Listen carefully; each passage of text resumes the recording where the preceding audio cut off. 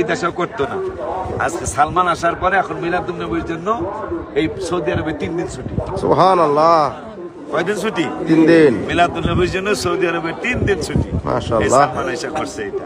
তো এই ফ্যানগুলা লাগায় দেওয়ার কারণ হলো যারা জিয়ারতে আসবে তারা যেন একটু স্বাচ্ছন্দ্যে জিয়ারত করতে পারে। তাইলে এরা হইলো উহুদিন আসাদের দালাল, কোনো সন্দেহ নাই। তাহলে আমরা উপরে উঠি না, নাকি কথা?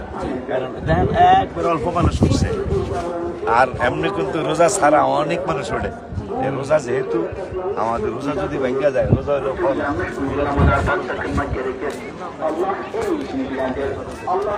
এখানে কিছু ওয়াহাবি মতলব মানুষরূপী শয়তানেরা আছে যারা এখানে ওটাকে সুন্নত বা ইবাদতের স্থান বা এগুলো নিষেধ করতেছে। ওরা বলতেছে এখানে কোনো ইবাদত করা যায় না বা এখানে কোনো ইবাদত করা দরকার নাই, এগুলো বলতেছে।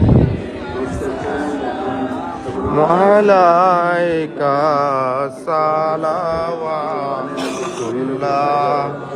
আলাইকা